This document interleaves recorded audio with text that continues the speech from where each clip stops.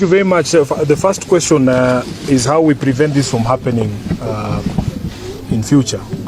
We want to say that nothing beats preparedness. We must be prepared for these things because you can see even the forecast is that these rains will continue, and because of changing climatic patterns, we expect that the weather events that used to be extreme, that were stretched out, maybe would happen once in 20, 50 years, are now happening with greater regularity.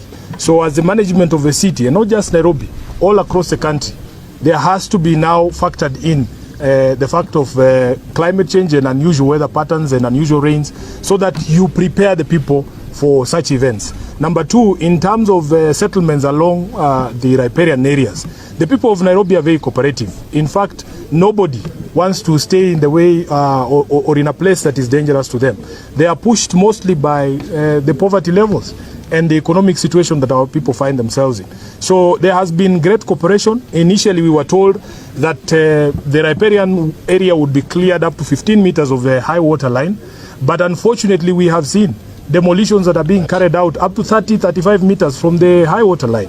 So what is happening is that there are some crooked elements within Nairobi and within the state that have taken advantage of this disaster to now settle scores. I've seen people demolishing schools that are nowhere near riparian areas. So we want the government, first of all, to tell us with certainty what is the distance that Nairobians must keep from the high water line.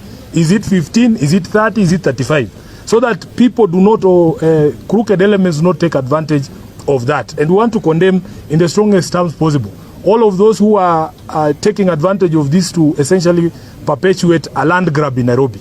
And because riparian areas are under the management of the county government, these are answers we will be demanding from Sakaja himself. So as your senator, that is exactly what I'm going to do. Immediately he's back from the US. I know he's in the US with the president. After he has visited Atlanta and the other nice places, we want him to come back to Mathare and tell us where the riparian lands are. Sawa sawa. Swali ingine. And I think I wanted to emphasize also that as a party in this intervention, we seriously hold the view that protecting